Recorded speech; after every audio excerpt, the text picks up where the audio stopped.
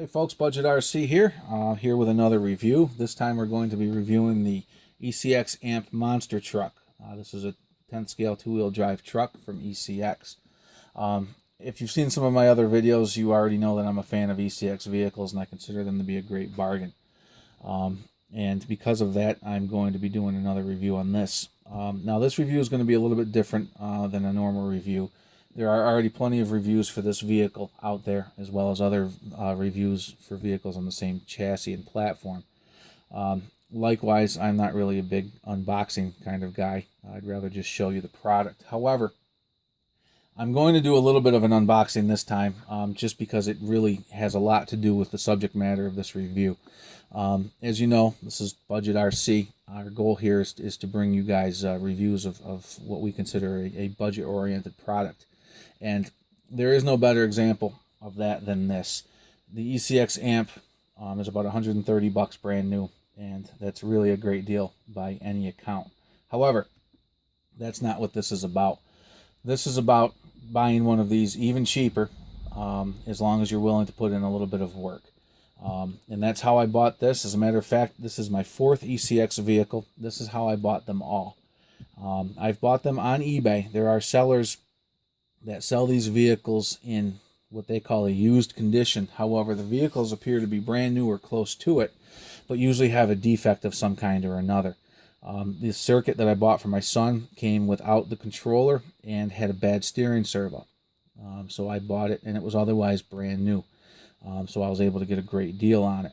The two Ruckus vehicles that I bought for my dad and for my father-in-law both appeared to be brand new, except that they came without a controller as well. And as you may have seen in those videos, I picked up inexpensive FlySky controllers, and those vehicles were ready to go. They represented a great value. Now, I took the same approach with this vehicle that I've purchased for my daughter, who just turned 4, and I think is ready to start having a vehicle of her own. Went on eBay, and I found a seller selling a number of these ECX Amp vehicles. Again, they were listed as used, but they all looked great. Different issues with different vehicles depending on which ones you looked at. The biggest percentage of them seemed to have defective ESC receiver units.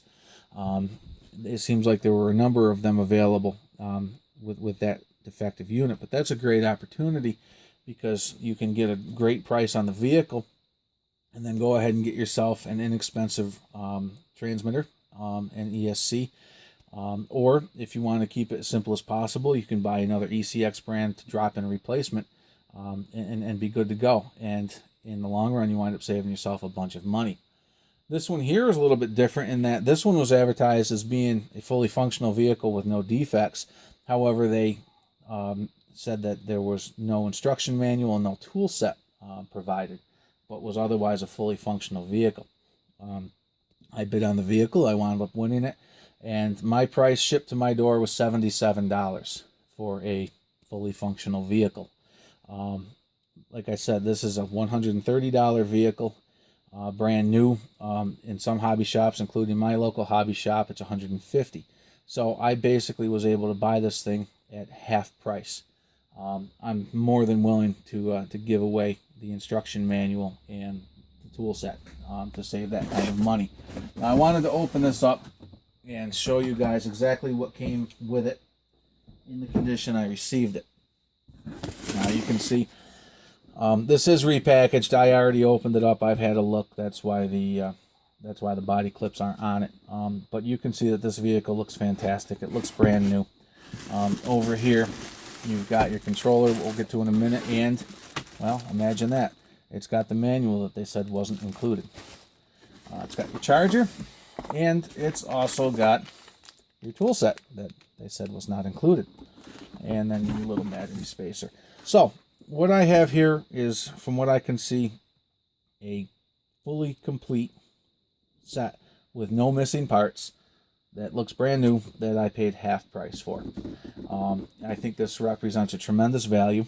And like I said, this is the fourth one I've bought, and I've bought all 4 of them this way.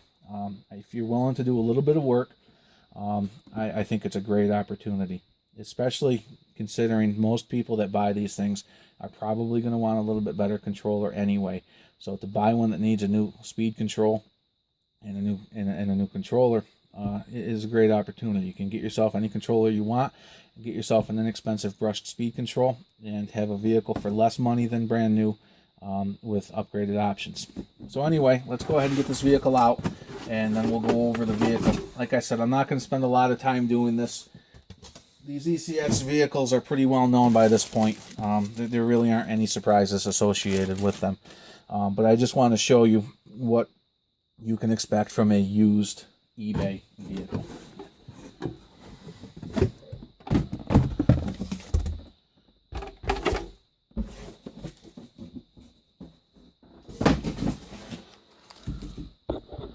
All right, so,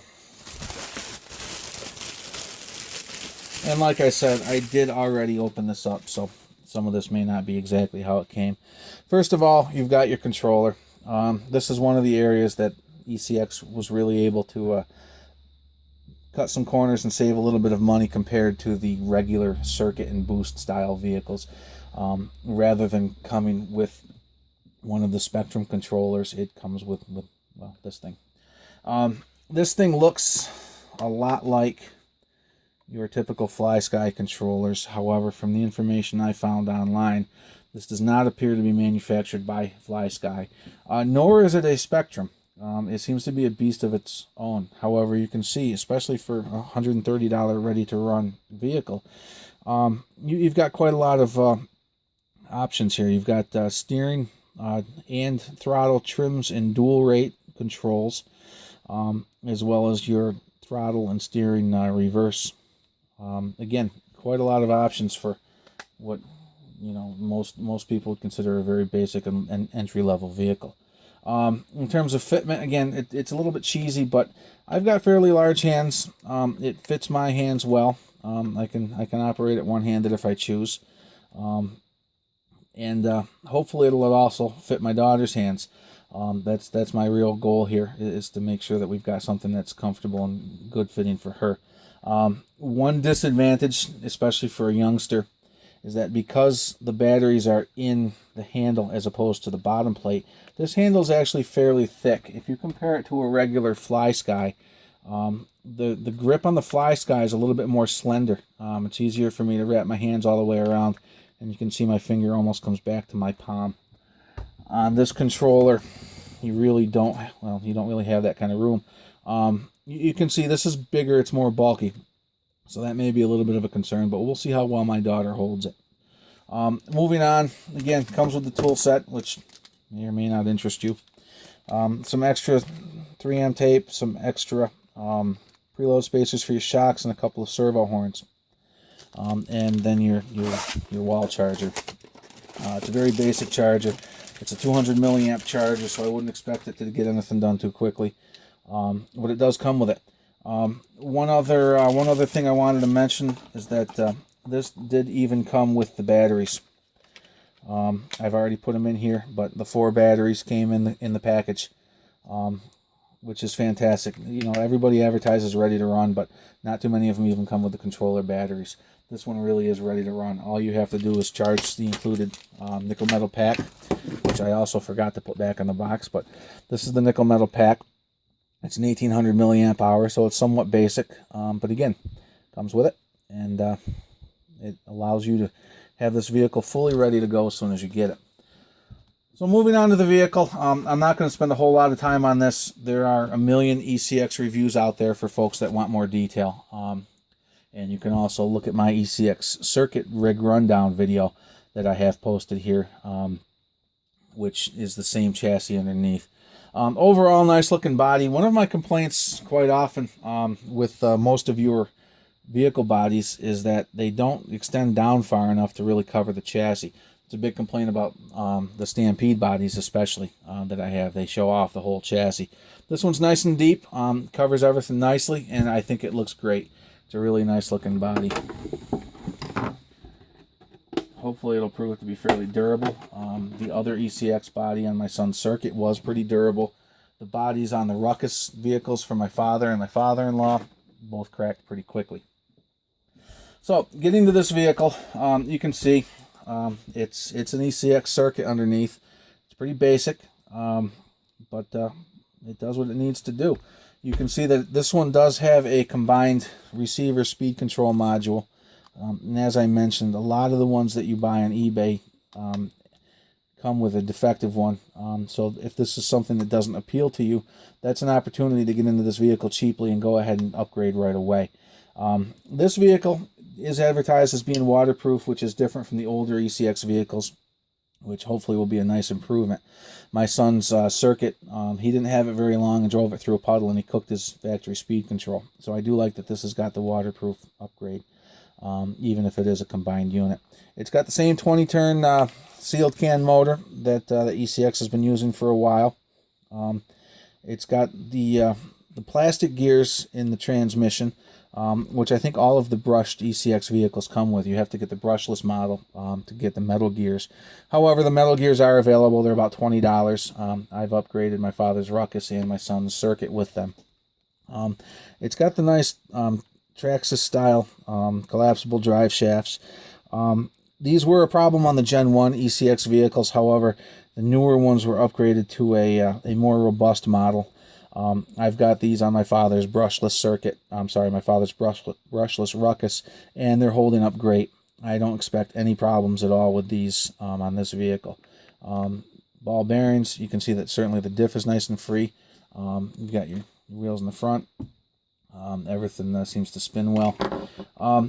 Other than that, it's an ECX circuit underneath. One great thing about these ECX vehicles is just how flexible everything is. This is why they're so durable. You can see how flexible all these parts are, and that just helps with the durability. You can see some scrapes up here, so it's possible that this vehicle was used at some point, but you can see there's no scrapes or anything underneath this thing. I mean, this thing is as new as you could hope for. And other than these couple of scrapes up in the front, this thing looks fantastic. The only issue that I found with this, and I think it might just be an anomaly, is that this one did have one shock. You can see right there, one shock that appears to be empty. I'm going to take the shock out and take a look at it, but I don't see oil on the shock. I don't see oil in the box, so I have a feeling that this thing might just never have been filled to begin with. The other ones all seem to be fine. I just took a look inside the shock, and much to my surprise, it was full of oil. The problem was one of the E-clips that holds the shock piston into place on the shaft was missing. There was only one E-clip, so this had allowed the shock piston to just come off of the shaft, and it was just floating around inside the shock, not doing anything, and that's why the shock wasn't working. So I put an E-clip on there, got it all put back together, filled it with 30 weight oil, and now we should be ready to go. So you can see that it works quite a bit better now. In case you're wondering, you can see a little bit of white up here. One thing that I had tried with my son's ECX after we had some shock caps come off was to use a little bit of Teflon tape on the threads before reinstalling it. I've read that helps prevent the shock caps from coming off. So I tried that on his, and so far we haven't had any repeat issues. So while I had the shock apart anyway, I did the same here. But like I said, I'm not going to do a full review here. There are a million of these reviews out here. This is a chassis that's been around since like 2010. So there's really nothing new here. The reason I'm posting this video is that I did want to discuss how I purchased this. I think this is a fantastic option for anybody that's looking to get an entry-level hobby-grade vehicle, either as a basher for themselves, as a gift for somebody, or as potentially an upgrade vehicle. Either way, for the $77 to my door that I paid for this vehicle, I couldn't possibly expect more. I think this is a great way to go, and I would strongly encourage anybody that's looking for a vehicle of this type to go on eBay, look for the used vehicles, and you'll find a couple of sellers, both of them based in Illinois, and I've bought from both of them now, and I just couldn't be happier with what my money got me. So that's that.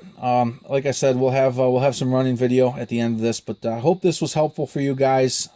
If you found this helpful, please leave some comments, like it and share it, and check out my Budget RC Facebook page for more updates as well. So until next time, folks, this is Budget RC, and we'll talk to you later. Thanks very much. All right, we're going to be doing speed runs on our box stock ECX amp. Today I've got Henry helping with the videotaping. Say hi, Henry. Hi. All right, here we go. You ready, bud? Yep. All right. Get the best videos.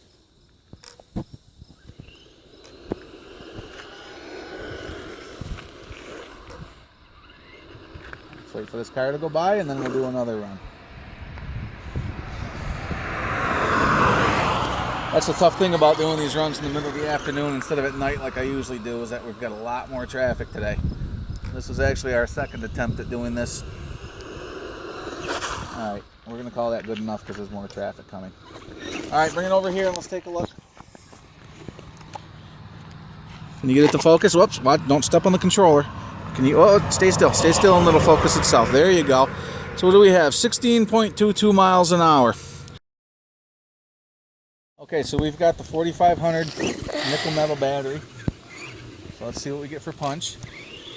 Really not any different than with the 1800. He has the best videos. Alright, so let's do this again. And let's bring it over here into the shade and see what we get. Alright, bud, put it right on there. Not too close, not too close. So we've got 15.6, even a little bit lower than we had with the 1850. So we'll swap batteries and try it again. All right, so now we've got the LiPo. Let's see what kind of a difference we get with the LiPo. Oh, a lot more punch.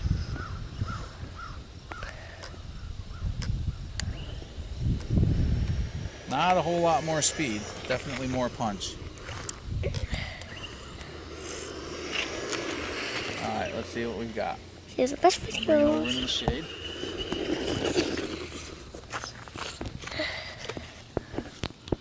Alright, you're too far away.